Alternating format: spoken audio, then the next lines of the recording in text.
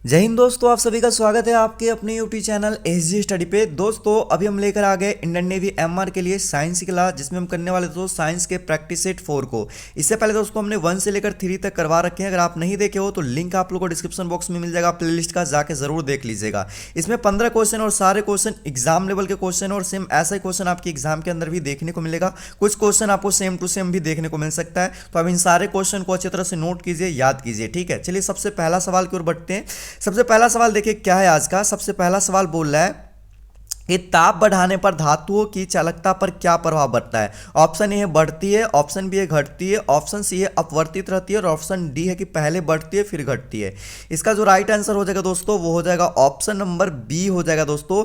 ताप बढ़ने पर धातुओं की जो चालकता होती है दोस्तों वो क्या होती है, घटती है। एक चीज यहां पर देखना, यहां पर अगर चालकता ना देके अगर आप लोग यहां पर दे दे क्या चीज दोस्तों, प्रतिरोधकता, क्या प्रतिरोधकता दे दे, तो यहां पर क्या हो जाएगा कि ताप बढ़ाने पर धातुओं की प्रतिरोधकता पर क्या प्रभाव पड़ता है, तो उस समय क्या हो जाएगा दोस्तों, बढ़ जाता है। क्या हो जाता है, प्रतिरोधकता बढ़ाने पर क्या होता है, बढ़ जाता है। तो कंफ्यूज मत होइएगा, इन सवाल में बहुत सारे बच्चे कंफ्यूज हो जाते हैं। यहाँ पर पढ़ते हैं अरे घट रहा है, तो वो कहेगा यार घट रहा तो घटता ही होता है, बढ़ रहा तो बढ़ता ही होता है। तो यहाँ पर कंफ्यूज नहीं होना है। ताप की अगर पूछा जाए क्या चीज़, प्रतिरोधकता, ताप की बढ़ाने पर प्रतिरोधकता क्या होगा तो बढ़ जाएगा, अगर घटाने पर प्रतिरोधकता क्या होगा तो घट जाएगा। और यहाँ पर है कि ताप के बढ़ाने पर चालकता, अगर चालकता रहे तो घट जाता है और चालकता घटाने पर क्या होता है, बढ़ जाता है। इस बात को माइंड में रखिएगा। चलिए दूसरा सवाल देखिए क्या कह रहा है। दूसरा सवाल आप लोग का यहाँ पर है कि आयोडीन की कमी से होने वाला रोग, आयोडीन की कमी से कौन सा रोग होता है। बहुत इजी सवाल है, आप लोग कर भी लिए होंगे। ऑप्शन ए है यहाँ पर गाइटर, जिसको गलगंड या घेंगा रोग भी बोलते हैं।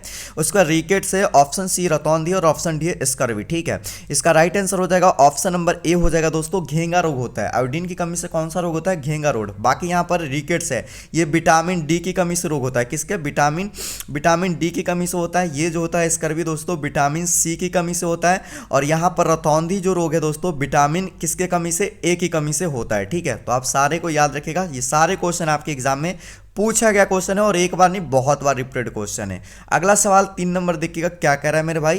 3 नंबर सवाल कह रहा है यहाँ पर आकाशीय पिंड को देखने के लिए किस यंत्र का उपयोग किया जाता है। ठीक है, आकाश में जो भी पिंड है उसको देखने के लिए कौन सा यंत्र का उपयोग किया जाता है, तो राइट आंसर हो जाएगा दोस्तों ऑप्शन नंबर बी हो जाएगा, टेलीस्कोप का। देखे होगे टेलीस्कोप से भाई तारा देख रहा है या कुछ भी देख रहा है, ठीक है, तो उसको बोलते हैं दूरदर्शी। ठीक है, तो आकाशीय पिंड को देखने के लिए टेलीस्कोप का प्रयोग किया जाता है। ठीक है, बाकी सूक्ष्मदर्शी का किसका उपयोग किया जाता है, तो सूक्ष्मदर्शी में पता है, नाम में ही सूक्ष्म लिखा हुआ है, यानी कि छोटे छोटे जो कण आंखों नंगे आंखों से नहीं दिखाई देते हैं उसको सूक्ष्मदर्शी से देखने के लिए प्रयोग किए जाते हैं। बाकी पेरिस्कोप का किसमें उपयोग किया जाता है भाई, तो पेरिस्कोप का उपयोग देखे होंगे कि समुद्र में जो भी सैनिक लोग क्या करते हैं, मतलब कि वहां पर अपना मतलब कि ड्यूटी देते रहते हैं और दूर दूर तक देखने के लिए एक छोटा सा गोल आकार में आप लोग देखे हो कि एक स्कोप रहता है, जिससे कि एक ही जगह पे रह के आप चारों तरफ मूव करके आप लोग देख सकते हो, तो उसमें उपयोग किया जाता है इस पेरिस्कोप पर। ठीक है, बाकी सिस्मोग्राफ का प्रयोग किस में किया जाता है भाई, तो सिस्मोग्राफ का प्रयोग आप लोगों को किया जाता है दोस्तों भूकंप के तीव्रता और समय मापने के लिए। ठीक है, तो ये हो जाएगा सिस्मोग्राफ। सबका पता चल चुका है दोस्तों क्या उपयोग है, सारे याद रखें, सारे इंपॉर्टेंट आपके एग्जाम के लिए। अब देखो कह रहा है अगला क्वेश्चन यहां पर कि लाल लिटमस पत्र को नीला कर देता है भाई। लाल लिटमस पत्र को नीला कौन करता है, अम्ल करता है कि क्षार करता है कि लवण करता है कि जल करता है, कौन करता है, तो इसका राइट आंसर हो जाएगा दोस्तों ऑप्शन नंबर यहां पर बी हो जाएगा, क्षार करता है। देखो यहां पर भी कंफ्यूज होते हैं बच्चे कि लाल लिटमस पत्र को नीला कौन करता है, तो क्षार करता है। अगर आपसे पूछा जाए कि नीले, ठीक है, नीले लिटमस पत्र को, ठीक है, नीले लिटमस पत्र को लाल कौन करता है, ठीक है, तब यहां पर कौन हो जाएगा दोस्तों, अम्ल हो जाएगा। याद रखिएगा नीले को लाल करेगा कौन भाई, अम्ल करेगा, और लाल को मतलब कि नीला कौन करेगा भाई, तो वो क्षार करेगा। तो ये दोनों में कंफ्यूज नहीं होना है। अगर आपको दे दिया है क्वेश्चन कि नीले लिटमस पत्र को लाल करता है, कौन करता है भाई, तो अम्ल करता है, कौन करता है, अम्ल। यहां पर दिया लाल लिटमस पत्र को नीला कौन करता है, तो क्षार। बस ये दो ही सवाल बनते हैं, इनसे यही याद रखना है।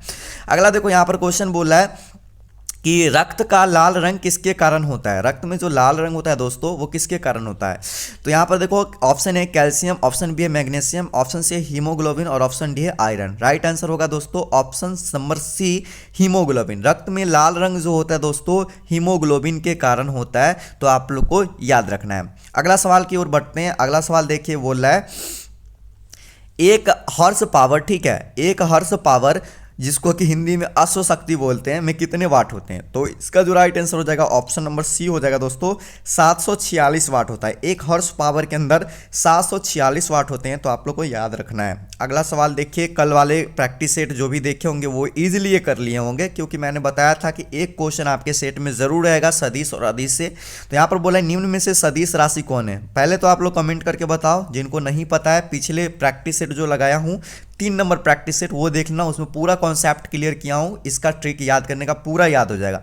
तो ट्रिक क्या था मेरे भाई, कि जिसमें व हो वो क्या होता है? सदिश राशि, और जिसमें व नहीं होता है वो क्या होता है दोस्तों? वो होता है अदिश राशि। जिसमें व नहीं होता है वो क्या होता है? अदिश राशि। ठीक है, तो देखो यहाँ पर हमको क्या पूछा है कि निम्न में सदिश राशि कौन है? तो सदिश राशि कौन होगा? तो जिसमें व होगा वही सदिश राशि होगा। तो देखो व कौन में है भाई? इसमें है नहीं है, इसमें है नहीं है, इसमें है नहीं, देखो इसमें व है। ठीक है, तो ये हो जाएगा option number D right answer हो जाएगा दोस्तों, विस्थापन। निम्न में सदिश राशि कौन है? तो ऑप्शन नंबर डी विस्थापन। और उसके लिए अलग अगर व वाला भी गलती हो जाता है तो एक ट्रिक और था जिसमें उसमें बताया हूं, जाके जरूर देख लेना। ठीक है, तो इसका क्या हो जाएगा? निम्न में सदिश राशि है कौन? तो भाई विस्थापन राइट आंसर हो जाएगा। चलिए अगला सवाल की ओर बढ़ते हैं। देखो कह रहा है अगला सवाल कि पृथ्वी पर व्यक्ति का वजन 60 kg है, तो चंद्रमा पर क्या हो जाएगा? तो चंद्रमा पर हो जाता है 1/6 हो जाएगा। ठीक है, 1/6। तो यहाँ पर सिंपली 1/6 में क्या कर दो? 60 से गुना कर दो। 6 से गुना करोगे तो कितना हो जाएगा? 10 kg। ऑप्शन नंबर आप लोग का बी राइट आंसर हो जाएगा। ठीक है, चंद्रमा पर हो जाता है 1/6 kg हो जाता है वजन वहाँ पर, तो सिंपली 10 kg वहाँ पर क्या हो जाएगा? वजन, जिसका 60 kg 50 होगा, तो 1/6 बस गुना कर दो, कुछ नहीं है इसमें। चलो अगला सवाल देखो क्या कह रहा है कि कौन सी धातु को क्रियोसिन मिट्टी के तेल में रखा जाता है? ठीक है, option A calcium, option B magnesium, option C sodium, option D potassium. Right answer हो जाएगा ऑप्शन नंबर सी दोस्तों, सोडियम को क्या किया जाता है? केरोसिन तेल के अंदर रखा जाता है। ठीक है, चलिए अगला सवाल देखिए दोस्तों क्या कह रहा है। अगला सवाल यहाँ पर क्वेश्चन नंबर आप लोग को दे दिया हुआ है कि स्वस्थ मनुष्य के शरीर का तापमान कितना होता है? बहुत इजी सवाल है। देखो इसका ऑप्शन ए है 97.4 डिग्री फ़ारेनहाइट से 98.6 डिग्री फ़ारेनहाइट, ऑप्शन बी है 98.6 डिग्री फ़ारेनहाइट से 99 डिग्री फ़ारेनहाइट, और ऑप्शन सी है 98.8 डिग्री फ़ारेनहाइट से। यही ऑप्शन, देख लो ऑप्शन आप लोग पढ़ लो। ठीक है, चलो यहाँ पर जो इसका राइट आंसर हो जाएगा ऑप्शन नंबर ए हो जाएगा। एग्जैक्ट जो होता है 97.4 डिग्री फ़ारेनहाइट से 98.6 डिग्री फ़ारेनहाइट होता है। अगर आपको ये नहीं दिया रहा है, ठीक है, और आपको क्या कहेगा यहाँ पर देख लो ऑप्शन नंबर डी है और ये ऑप्शन में नहीं रहे ये पूरा एग्जैक्ट और ये रहे, तो आप इस पे जा सकते हो, कोई दिक्कत वाली बात नहीं है। ठीक है, चलिए अगला सवाल देखो। अगला सवाल आविष्कार से पूछा गया है कि रेडियो के आविष्कारक कौन है? Option A Graham Bell, option B है मार्कोनी, ऑप्शन सी फ्राडे और option D Maxwell. Right answer हो जाएगा दोस्तों option number B Marconi. Radio के जो आविष्कार किया था वो कौन किया था? मार्कोनी किया था, तो आप लोग को याद रखना। बाकी ग्राहम बेल आ गया यहाँ पर, तो ग्राहम बेल किसका कहते हैं भाई? तो यहाँ पर ग्राहम बेल जो हो जाएगा वो भाई टेलीफोन का, किसका? टेलीफोन का आविष्कार ग्राहम बेल किया था, अलेक्जेंडर ग्राहम बेल। उसके बाद फैराडे जो किया था भाई इलेक्ट्रिक मोटर, ठीक है, इलेक्ट्रिकल मोटर का, और साइकिल, ठीक है, साइकिल बाइसिकल, ठीक है, बाइसिकल या साइकिल बोल लो, ठीक है, बाइसिकल का क्या चीज़ का? डायनमो का, ठीक है, डायनमो का किए थे, तो ये आविष्कार किए थे। बाकी मैक्सवेल नहीं आएगा, तो बस जो इंपॉर्टेंट था उसके बारे में बताया हूँ। अब देखो अगला क्वेश्चन कह रहा है कि पौधे प्रकाश संश्लेषण के दौरान कौन सी गैस ग्रहण करते हैं? ठीक है, तो ऑप्शन नंबर ओ है O2, ऑप्शन बी है CO2, ऑप्शन सी है NO2 और ऑप्शन डी N2। ठीक है, तो चलिए इसका राइट आंसर क्या हो जाएगा? राइट आंसर हो जाएगा ऑप्शन नंबर दोस्तों क्या चीज़? बी हो जाएगा CO2। पौधे प्रकाश संश्लेषण के दौरान CO2 गैस क्या करती है? ग्रहण करती है। अगर पूछा जाए कि कौन से गैस को क्या करती है? छोड़ती है, तो कौन सी गैस छोड़ती है भाई? तो O2। क्या पौधे जो है O2 गैस को छोड़ती है, यानी कि ऑक्सीजन छोड़ती है और कार्बन डाइऑक्साइड लेती है। ठीक है, चलिए अगला सवाल देखिए क्या कह रहा है। घरेलू उपभोग के लिए विद्युत की वोल्टता जो होती है वो कितना होती है? तो 220 वोल्ट होता है। क्या होता है? 220 वोल्ट।